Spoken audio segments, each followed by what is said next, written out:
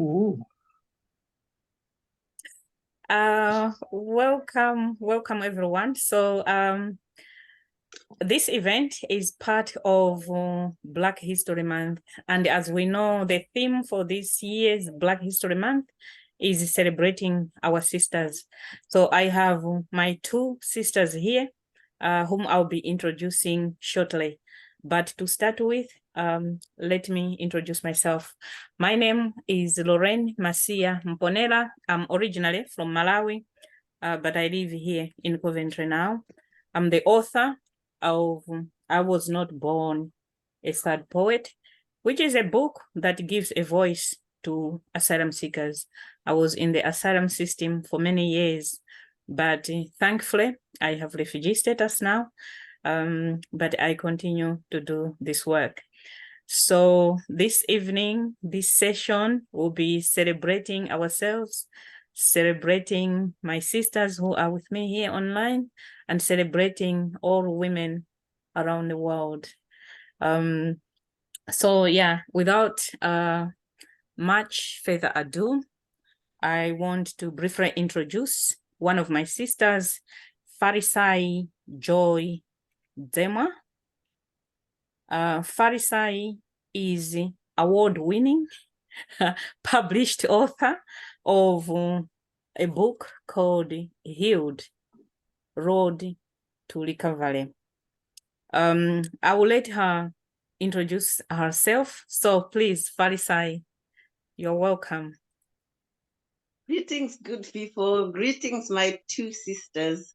It's really lovely that we're doing this because we have kind of traveled the sisterhood journey for quite a while, and celebrating each other is really great. Yeah, as you've said, my name is Farisai Joy Modzemwa. I am a published author of the book Healed, Road to Recovery. I'm also a co-author in a book where the other two sisters are also co-authors, an anthology called Hear Our Stories. These two books actually, when you get to read them, because I'm believing you're going to read both of them, you will see that we are sisters for a reason. We share similar passions, and that's migrant communities. And in this season that we're talking about migrant sisters, migrant women. And among other titles, I'm a mental health professional. I'm an NLP practitioner. I'm a timeline therapist. I'm a public speaker. I'm a community social and health champion. That one I actually got an award yesterday because I am proactive in facilitating progress, facilitating quality life, facilitating social engagement, integration of migrant communities, especially women. And as we speak, I'm affiliated to a charity called WOW, which stands for Women of Wolverhampton. And that's where I'm based, Wolverhampton. And from that charity, we cater for all women in Wolverhampton, whether Black, white, young, old. As long as you're a woman who lives in Wolverhampton, we celebrate successes, we share problems, we seek solutions to problems together, we celebrate birthdays, birth of our children, and stuff like that. We just uplift each other as women. And that's one of the reasons why I got the award yesterday.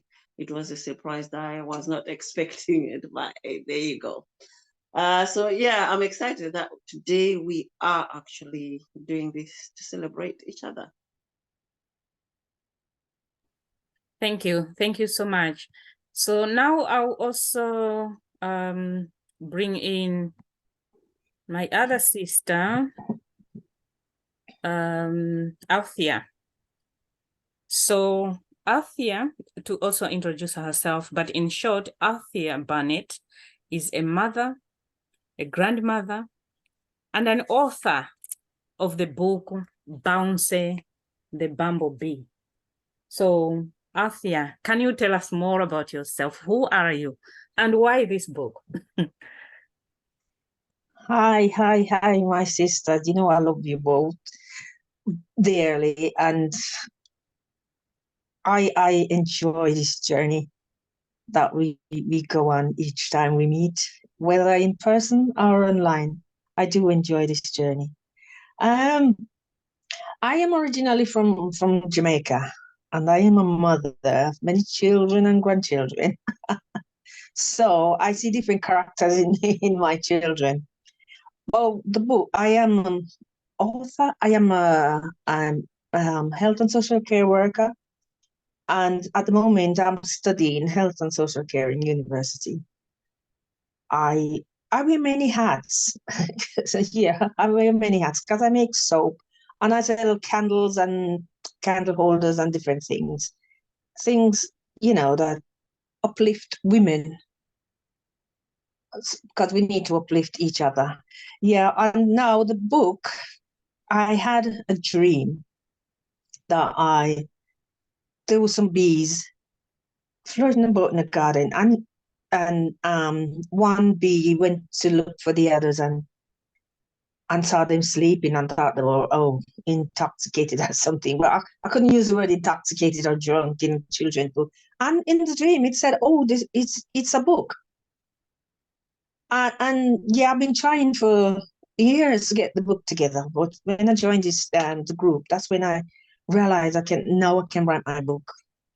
And the book is published on Amazon, and so people can get the link whenever they can. And I think it celebrates children of different character, and it's funny, it's witty, and I know kids will enjoy it. Thank you so much, my sister. Congratulations, congratulations, both of you. Thank you. And also congratulations to myself. So yes, I'll come back to you, my sister Farisai, now. Okay. Why did you write the book, Healed, Road to Recovery? Are there lessons, even one lesson that you want to share with our viewers today? Please. Well, this book is jam-packed with lessons. If you want to grow, you need to get a copy of this book. When I wrote it, initially it was a therapeutic activity because I was having counseling, and the lady that was counseling me told me that it can be therapeutic to write whatever you're thinking, whatever you're feeling, whatever you're going through. And I started off jotting down a few things. And when I experienced the therapy side of it, I just literally poured my heart out on paper. And then one day my son read what I was writing, and he was shocked. He said, "Mom, I thought I knew you. And this is a whole new you that I never even knew existed. Why is it you hide that side of you?" And that is when this whole thing turned into a book. Because he said to me, "Mom, people need to know who you truly are and appreciate you for who you truly are. I've watched you being judged for so many things, culture-wise, tradition-wise, religion-wise, but people don't fully understand. Until they read this book, you might actually die and they would never have known you." So yeah, I wrote the book. It literally dissects life's dynamics. I used to think these were dynamics that we only find in Zimbabwean lifestyles. But as the book has been out and has been read by so many people from so many different countries, I'm finding that actually all these things are just human stuff that we experience. They're human dynamics. And they're not just Zimbabwean or African as such. And so I'm really glad that I wrote the book, because a lot of people keep telling me that you have spoken for us. We would never have had the guts to spill the stuff that you've spilled. And you could say this book has given me boldness to actually go out there and speak about these things. It talks about healthy relationships. It talks about toxic relationships. It talks about traditions that need to be changed because they don't work anymore. The world is developing and we can't be stuck in traditions that worked 200-300 years ago. And so it does talk about the change that needs to happen. And it does it in such a way when you see the ripple effects, the impact of those traditions had on me and has on many other people. You literally do not need anyone to tell you that these things need to go. So yeah, I wrote the book initially just to comfort myself and to offload, because I felt like I had no one to tell the deepest inner emotions that I was feeling. Everybody expected me to be this strong person because I had to be strong from a very young age. And so people just became used to me being the strong person, but I was breaking inside and I needed an outlet. So that book was an outlet. And I think it's creating outlets for many other people. Thank you, my dear. Yes, definitely. Thank you so much for sharing your story. And there's a number of things that I could relate to. Definitely, I haven't gone through what you have gone through, but I have read your book as well. So I also have so much respect for you to be able to have the courage to tell that story, which sometimes many of us, we don't have the courage to even begin to start to tell what we have been through. So thank you so much for telling your story in this way. You also talked about your son being your inspiration to to actually publish the book. I remember I wrote a poem. It's called "Do Not Come Back Here," where I was reflecting on my experiences when I was in secondary school and how my fellow students and how basically in general the school treated me when they discovered that I was pregnant. So I sent, because I wasn't sure how my son would react, so I sent him the poem, and it was like, oh, actually, this, you need to publish it because I see courage in this story. So yeah, for me, I was like, oh my God. So that gave me the energy to even start sharing it. I started putting in a website, and I even submitted to the Other Side of Hope, to their online literary magazine, and they published it. Why? Because he had said, because initially I was like, I don't know how he will he will take this, but he did encourage me. And in terms of now starting to write, I hear you where you are saying you were pouring your pen on paper. I also talk about how I came up to write my book. I started mainly during the pandemic. And it was also because when I wrote the first poem with the help of Laura Nyahuye, who had asked me to explain what I mean when I say, God, I love my son, on my WhatsApp status, when I wrote that, women in Zoom were crying. She's talking about my son. She's talking about my daughter. So that was the moment where I also realized that I'm telling my story, but I could also be speaking for others. Yeah. And so that's how I also just continued to write. Do you have maybe a paragraph that you can read, or even the blurb of the book at the back of the book, or anything that you want to share, please? I think if I read the brief explanation that's at the back of the book, fantastic. I think it will trigger people's curiosity. Yeah. And I think it sums it up nicely, what this book is all about. We have in Zimbabwe a tradition that is called chiramo. So I'll read about that. It says here, Chiramu is a tradition that is best described as a game of bonding between brothers and sisters-in-law in the Zimbabwean Shona culture. For Farisai, that's me, it escalated into the violation of the very essence of her womanhood and all it stands for. Sexually violated by a brother-in-law who should have been looking out for her, Farisai's life, health, and function in society became a tangled spider's web. One she struggled to detangle, and the ripple effects were endless. A near-death car accident was the rude awakening that helped her realize that unless she dealt with this tradition-inflicted secret of her abuse, her whole life would be nothing but a series of damaging, self-sabotaging events that could only be stopped by coming out of the rat race. The rat that is dogma. This is actually a true account of how culture, tradition, and religion play havoc in many African women's lives. Yeah, so it is about how abuse is normalized in many cultures, in many traditions. I used to say many African cultures, but as you know, I'm in the West Midlands in Wolverhampton, United Kingdom. I have engaged with people from different parts of the world, and I've since learned that it is actually a tradition that is like a global pandemic.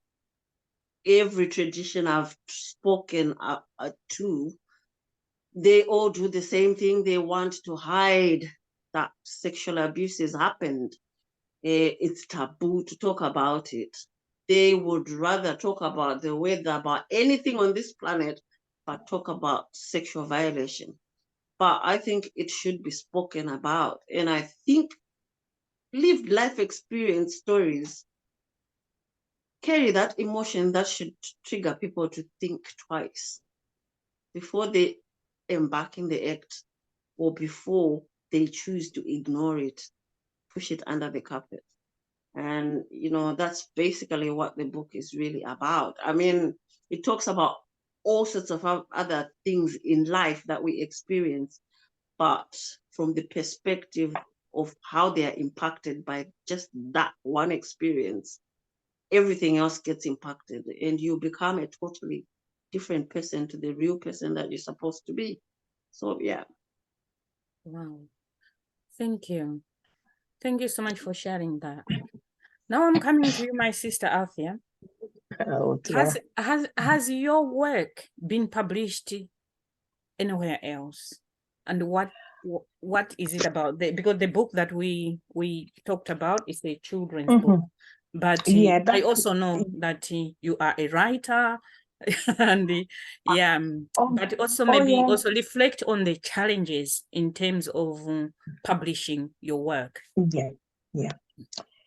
Oh, yes, my sister. My book has been published. Not the book. I have things that have been published in different places, like as Farisai said, we had a contribution in Hero Stories, which I was surprised when I find that people loved what I write, because I just came into writing a couple years ago when I joined Migrant Voice, and that poem that's in the book, I think it's the second to last, second to last poem.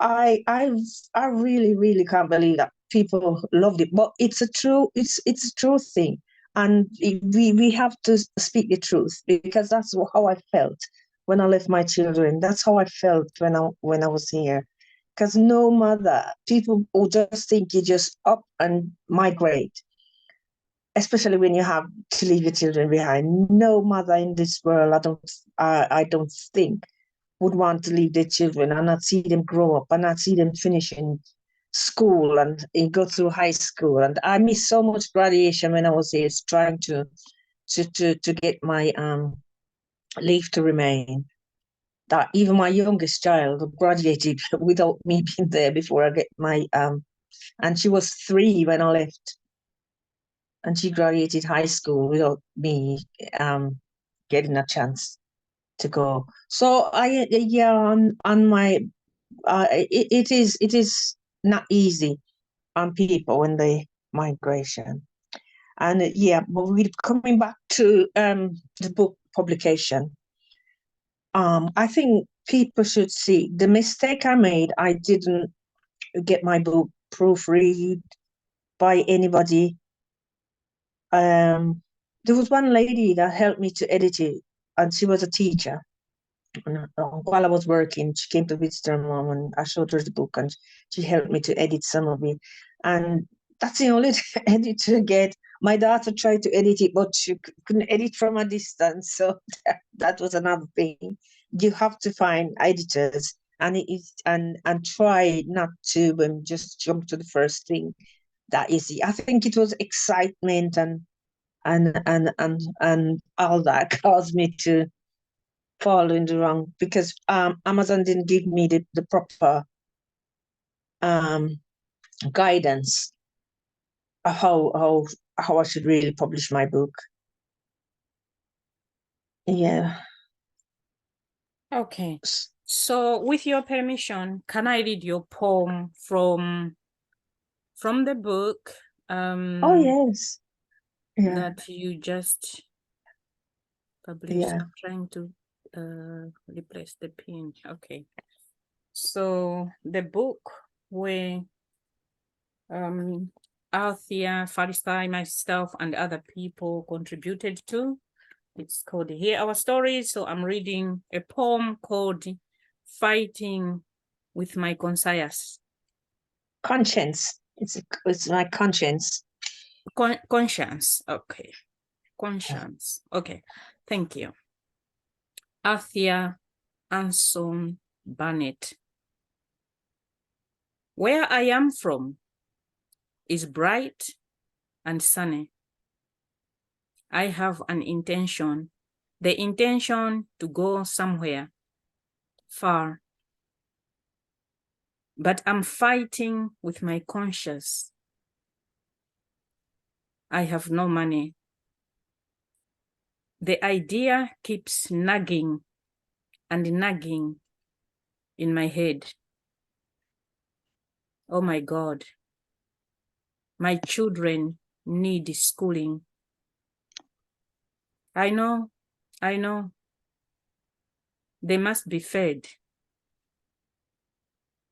I do not know how long the journey will take. My children are left with older siblings and my family with the tasks, all for love's sake. I want to turn back when I see the big, shiny bird, but the feeling of trepidation would not allow me to utter a word. Hoping against hope, I continue with my journey as the desire of new life in a new world beckon. The thought of earning money, I get to the end and begin to weep. I weep for my children and for my life. When darkness falls and the night is silent, I put my head down and I cannot go to sleep. The thoughts of my homeland and the love-filled years of what I left behind. The effortless tears flood my eyes and I'm filled with fears. All these thoughts keep going around and around in my mind. not knowing if what I came in search of I will ever find. Whew. Thank you. No, that was, yeah, that was such a, I still can't believe I wrote that. yeah, such a Yeah. moving poem. So my sisters here, I wanted also us to look at what next. Yes, we published, like Farisai, you published your book in 2021, is it? Yeah, 2021. Althia, this book was published. When was your book published? I think it's 2022. 20, I think it's 2022. 2022. And then yeah, November 2022, yes. Fantastic. So do we have plans? Are we writing? What next? Yeah. Farisai, do you want to get us started? You are on mute.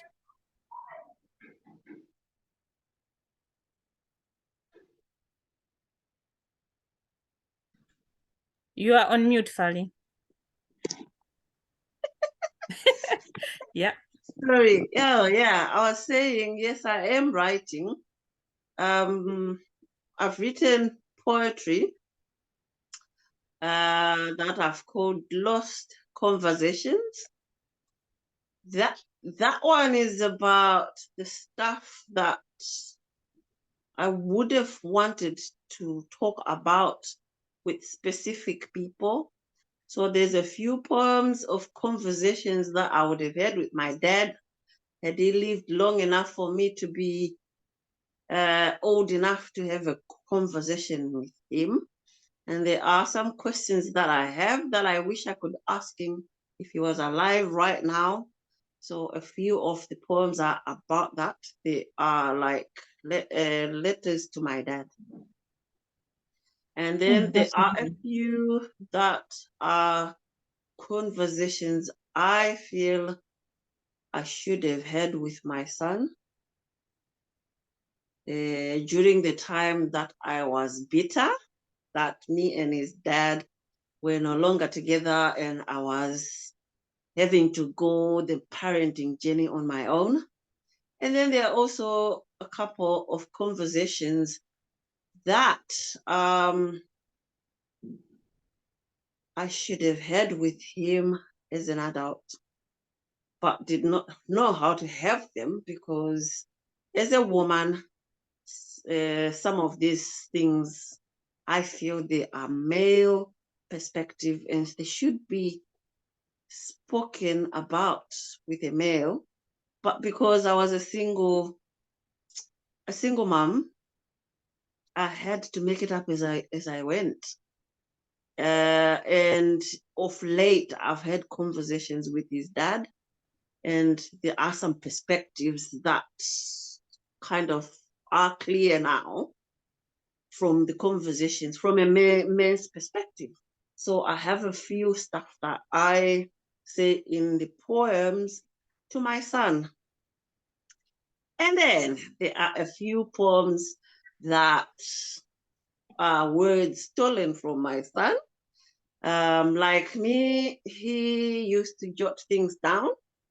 So I kind of compiled some of the stuff that he used to jot down in his journal. He showed it to me, and I've created poems out of them. I'm still to get approval for them to be published. So and then there is a few that are to my family. That's my siblings and my mom. I was raised by a single mom as well.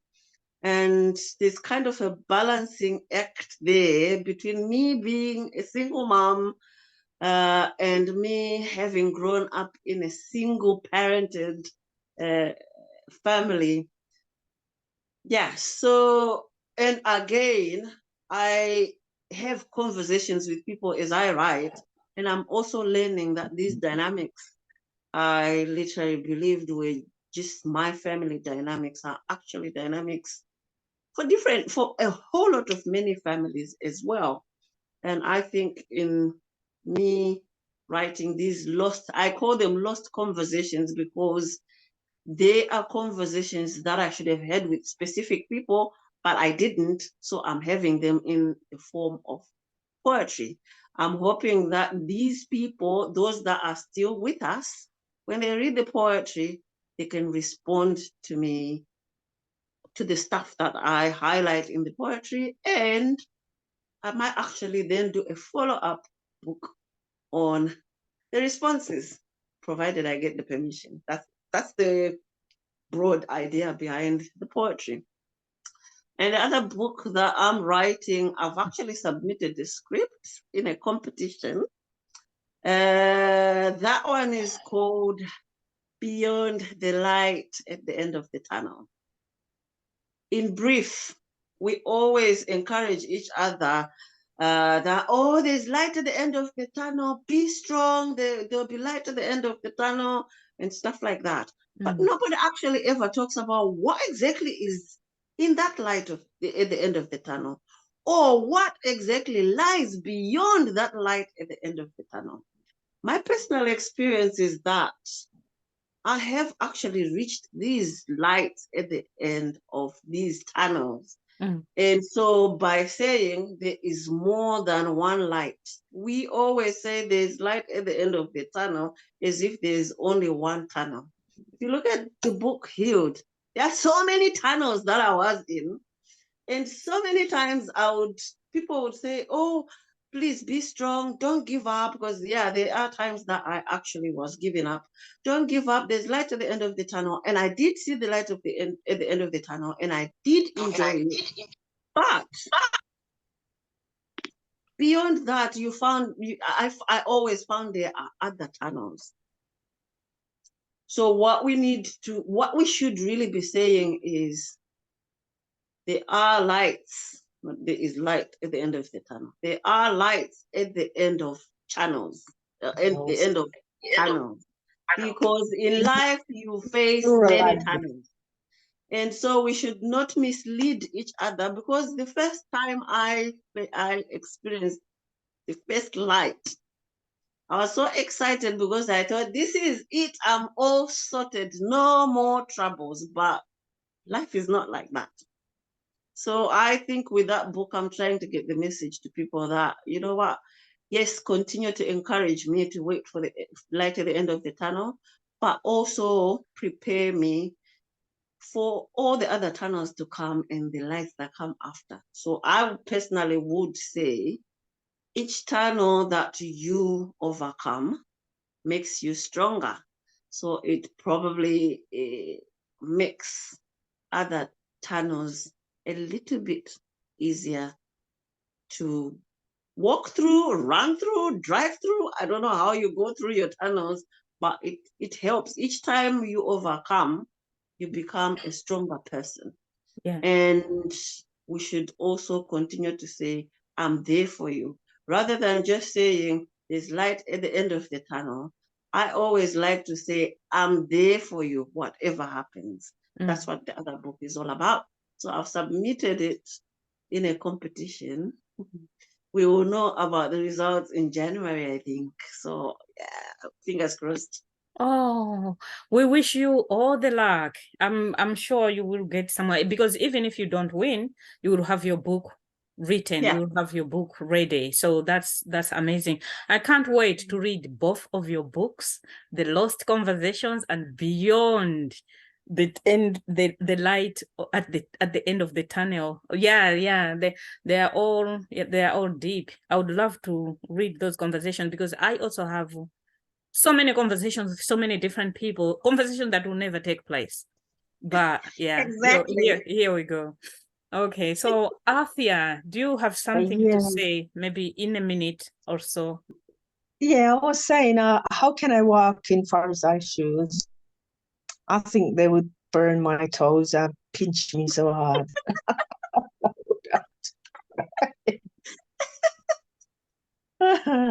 Even though I'm way older than you, I couldn't fit in them. But for myself, I have been through many, and some of what Farisai is in Farisai resonates with families. But as us in Caribbean people, we don't have such a big strict culture like some African countries. I don't know much about them, but from what I heard with culture and tradition and thing, I don't know. Maybe if you're born in it, that's all you know. But for me, it was born different way. Far as I know what I can be like sometimes. Yeah. That's Yeah. fine. And we also, because we all have like, our own path. So yeah. Yes. We, Yeah. we, And there's we some traditions that you love and you want to keep, while Mm. some, as she mentioned, needs to go. Yeah. Then they're not needed in this 21st century. Mm. But I'm happy for you, my sister. And you know that I am happy for Okay, you. thank you very much for all your contributions today. And for our viewers, I'll put links in the description below where you can get Althia's book, where you can get hear our stories, where you can get I Was Not Born a Sad Poet, and also where you can get Healed, which is also on the screen by Farisai. So thank you very much. And I hope you enjoyed the session. You can put your Yes, questions in I the will. description. If